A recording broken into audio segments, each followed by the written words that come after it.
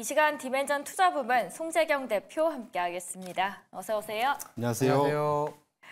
뉴욕 증시 우려했던 트럼프 암살 미수 충격은 없었습니다. 트럼프 승리 배팅이 이어지면서 러셀 그리고 다우, 나스닥 순으로 올랐는데 오히려 이 사건 이후로 더 좋아졌던 것 같아요, 증시는. 예, 어제 제가 주목했던 것 중에 보니까 업종 수익률이 확실히 좀 격차가 눈에 띄는 게 있었는데 네. 어제 유가가 움직이지도 않았는데 에너지 업종이 상당히 많이 올랐고요. 네. 반면에 유틸리티 업종이 좀 많이 떨어졌는데 유틸리티 업종 중에 보면 신재생과 연관된 그런 분야의 종목들이 많이 하락하면서 유틸리티 그 업종 지수를 많이 떨궜습니다. 결론적으로 말씀 주신 대로 트럼프 수혜, 트럼프 피해 업종이 적어도 어제 하루는 극명하게 갈리는 장이 연출이 되면서 앞으로 트럼프가 아까 말씀드린 2.0이 이제 확실히 열린다라는 가정하에 지금 이제 시장에서 거기에 대한 대응이 시작된 거다 이렇게 해석을 해볼 수 있을 것 같습니다. 일단 지금 시장 자체가 미국의 어떤 모멘텀 그리고 악재가 오히려 호재로 변하는 그런 분위기가 감지되고 있는데 이런 글로벌 증시 상황에서 소외되고 있는 지역이 있습니다. 국내 증시에도 막대한 영향을 미치기 때문에 바로 중국에 대한 얘기를 해보면서 이슈 아이디어 좀 가져가 볼 텐데요. 어제 중국 GDP 발표되고 지표가 발표되는데 트럼프 피격 사건 때문에 묻혔어요. 근데 보면 중국이 6월 무역 수지도 역대 최고를 기록했는데 이렇게 기대도 별로 안 하고 한번 짚어볼 필요가 있을 것 같습니다. 맞습니다. 지난주 금요일부터 금요일 주말 동안 중국에 관련된 주요 경제 지표들이 나왔죠. 발표가 쭉 됐고 이것이 이제 결국 앞으로 이번에 지금 월요일부터 어제부터 열렸던 삼중전회의 방향성에 또 영향을 줄 수 있다는 측면에서 꼭 짚어와야 될 것 같은데요. 네. 말씀 주신 대로 지금 6월의 무역 수지는 역대 최고, 사상 최고치를 기록을 했습니다. 990억 달러, 지금 차트에 나와 있는데 지금 과거 2022년도에 7월 980억 달러를 뛰어넘어서 정말로 가장 높은 수준을 기록했고요. 우리나라 돈으로 하면 한 140조 원 정도 되더라고요. 결국은 이것이 작년 같은 동월 대비해서는 40% 넘는 급성장을 기록한 거고요.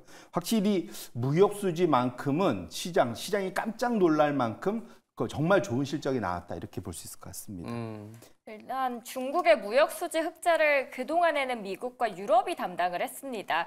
다만 이번에는 변화가 있을 것 같은데요. 이번에 중국의 무역 수지 흑자를 만들어내준 국가들은 어디였을까요? 이게 중국이 이번에 잘한 것이 수출은 많이 하고 네. 수출이 보통 하려면 뭔가를 사다 해야 되니까 수입도 많아야 되는데 수출은 늘고 수입은 줄면서 늘어난 것이 가장 큰 문제가 된 거거든요.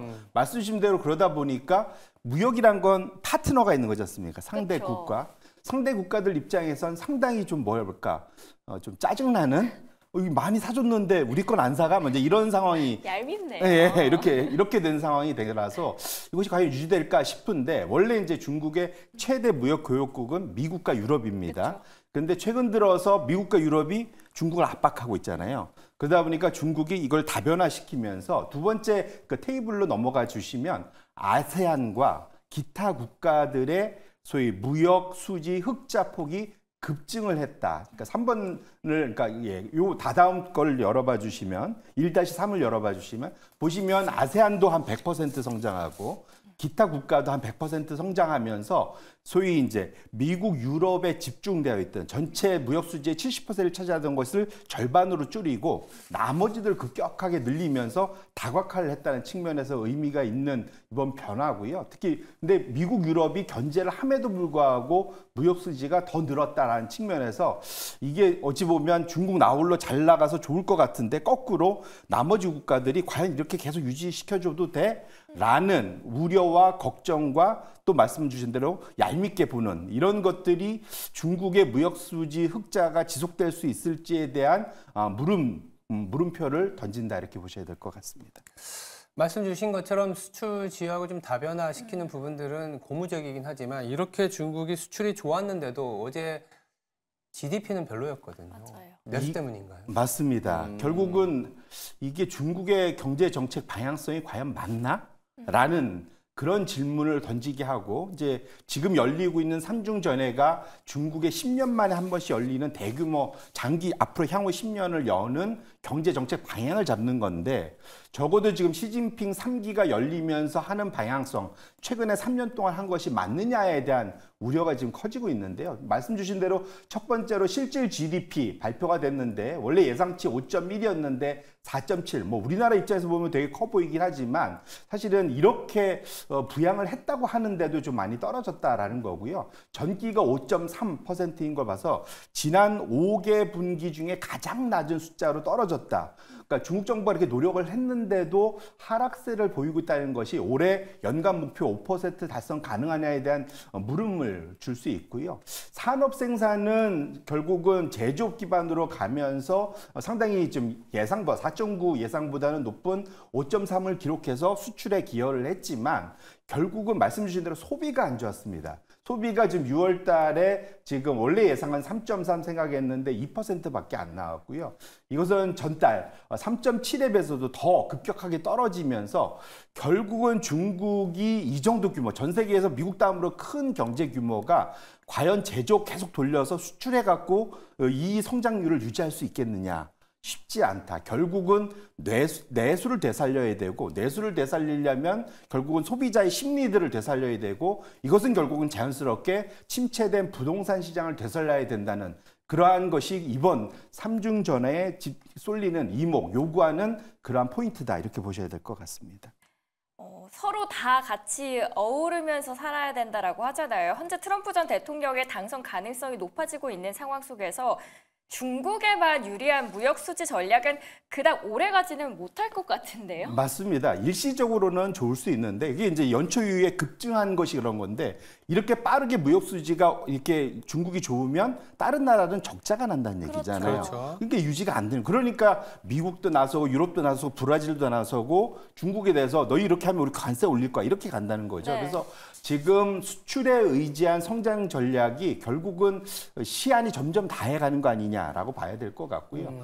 결과적으로는 이번에 결국은 지금 당장은 엄청난 무슨 개혁 이런 게 나오기는 쉽지 않겠지만 당장 급한 불 부동산 침체를 되살릴 수 있는 그런 획기적인 경제 정책이 목요일까지 진행되는 이 상황에서 나오느냐 여부가 앞으로 하반기 중국 시장의 어떤 가늠자가 될 수 있다는 측면에서 저희가 지속적으로 좀 팔로우할 필요가 있겠다 이렇게 말씀드립니다. 삼중전회에서 어떤 내용들이 나올지 뭐 주 후반에 좀 챙겨봐야 될 것 같습니다. 그다음에 이슈 두 번째로 좀 넘어가 보면 이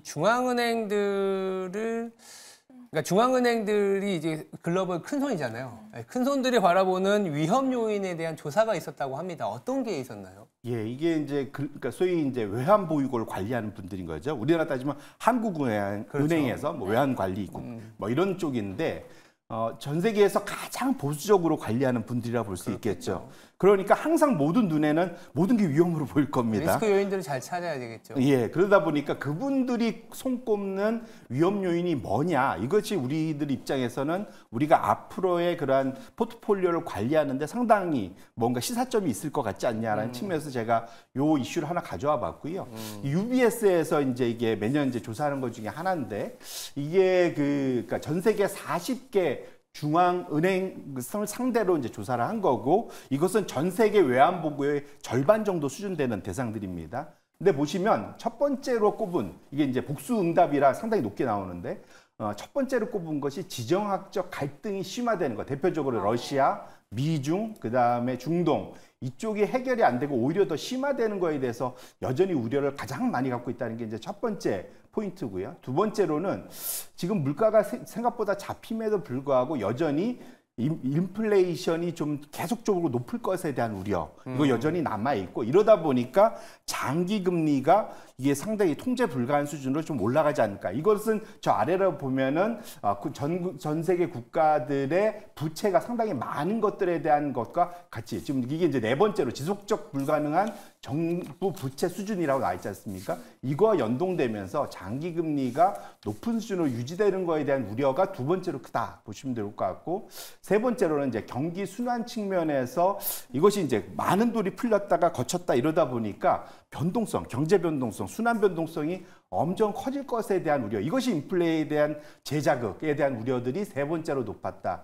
결론적으로는 이 모든 것들이 다섯 번째는 원자재 가격이나 에너지 안보에도 같은 영향을 줄 것이기 때문에 결국은 우리가 이제까지 겪었던 것들, 그리고 이제는 좀 안정되는 거 아니냐라고 생각을 해볼 수 있는 분야에 대해서도 여전히 전 세계에서 가장 보수적인 펀드 매니저들은 그러니까 주목하고 있다는 측면에서 우리도 안심해서는 안 되겠다, 이렇게 말씀을 드립니다. 중앙은행 매니저들의 우려사항들을 저희가 쭉 한번 봤는데요. 이를 바탕으로 중앙은행들의 외환 보유고 상황은 어떤지 궁금합니다. 미국 달러가 많았던 나라들도 이제는 많이 줄었을 것 같아요. 맞습니다. 그래서 제가 한번 쭉 찾아보니까 2000년도 초반, 그때만 해도 전 세계 중앙은행들의 평균적인 외환 보유 중에 가장 많았던 건 미국 달러고요. 그렇죠. 70%가 넘었었습니다. 근데 이번에 확실히 조사해 보니까 좀 많이 줄어서 거의 절반 수준. 이것이 이제 거의 70개 그 중앙은행들의 규모를 말하는 거고요. 이걸 아까 말씀드린 40개로 좀 좁혀도 이제 상당히 좀 미국이 좀 더 우호적 있고 거기도 이제 55%더라고요. 그래서 결론적으로는 확실히 중앙은행들의 외환 보유고가 미국 달러에 의존하는 것이 계속적으로 좀 줄고 있다라는 것이 지난 20년간 미국 달러의 외환 보유고의 비중 하락으로 여실히 드러나고 있다 보셔야 될 것 같고, 두 번째로는 그나마 이제 유로화. 근데 사실은 생각보다 많이 들어간 게 있죠. 아덜스라는 기타 부분입니다. 결국은 통화를 좀 다변하고 있다는 거죠. 엔화 포함해서 자기 주변에 있는 그런 통화들을 좀 많이 늘리고 있는 것들이 좀 특이한 현상이고, 결국은 마지막으로는 실물 자산인 금에 대한 의지도 서서히 좀 늘고 있는 거. 근데 결국 이렇게 된 가장 큰 원인 제공자가 아이러니하게도 미국 달러를 찍어내는 미국이라는 거죠. 뭐냐면 러시아 우크라이나 전쟁이 일어나면서 러시아가 소위 이제 에너지 팔아서 원유 팔고 가스 팔아갖고 천연가스 팔아서 벌었던 돈을 유럽 각각 은행에다가 다 예금해놨는데 이걸 다 동결시켜 버렸잖아요. 거기 떠나서 지금 소위 지금 우크라이나 지금 재건 사업에 거기서 벌어들인 이자를 떼다가 우크라이나에다 넣는다. 이제 이것이 뭘 의미하냐면 미국 달러로 해외에다가 내 돈 놔뒀다가는 미국의 밑보이면 언제든 뺏길 수도 있겠다. 그렇죠. 결국 달러의 무기화 자체가 아이러니하게도 달러의 소위 선호도를 서서히 적어도 외환 보유고 내에서는 줄어들게만 한 원동력이 되고 있다. 이렇게 보셔야 될 것 같습니다. 일단 그러면 세계 중앙은행은 뭐 달러 가치에 대한 것보다는 지정학적 리스크로 인해서 어떤 미국 중심의 헤게모니가 해체되는 부분들을 좀 다변화하고 있는데, 그렇다면 달러 말고 사들이는 거는 우리가 생각할 땐 뭐가 있을까요? 결국은 우리가 전에도 봤지만 금인 것 같습니다. 골드. 예, 지역별로는 뭐 유럽 쪽은 유로를 좀 더 늘리고 있고, 네. 아시아권에서는 뭐 일부적으로 이제 위안화나 달러를 늘리고 있는데 위안화는 그렇게까지 인기가 있는 것 같지는 않고요. 그렇죠. 결론적으로는 자기 지역에서 가장 선호하는 그 통화로 지금 가고 있는데 그걸 모두 떠나서 지금 제일 안전한 거, 이게 안 뺏기고 내가 들고 있을 수 있고 어디 가서나 통용이 되는 거, 그건 금밖에 없는 것 같고요. 그러다 보니까 저희가 6월 말 한 21일 방송에선가 보여드렸던 것 같은데 전 세계 70개 그런 중앙은행 관리자들한테 앞으로 금에 대해서 비중을 어떻게 할 거냐. 지금 차트 기억나실지 모르겠는데. 기억나요. 예, 천천히 증가시킬 거다, 급격히 증가시킬 거다. 다 합쳐보면 거의 70%가 앞으로 5년간 금을 꾸준히 늘리겠다. 그럼 이걸 늘리기 위해서 뭘 줄이겠다? 미국 달러를 줄이겠다. 결국은 지금 가장 큰 변화는 미국의 달러를 줄이고 금으로 이동하는, 지금 최근 들어서 그런 귀금속에 관련된 수요나 이런 것들은 줄었음에도 불구하고 여전히 금을 지탱하는 최대의 그러한 소위 지원은 전 세계 중앙은행 등이라는 측면에서 우리 금에 대해서는 지속적으로 좀 관심을 가질 필요가 있겠다 말씀드립니다. 네, 중앙은행 금고지기들이 꼽고 있는 위험 요인들까지 알아봤습니다. 오늘 말씀도 잘 들었습니다. 김앤전 투자부문 송재경 대표였습니다. 고맙습니다. 감사합니다. 고맙습니다.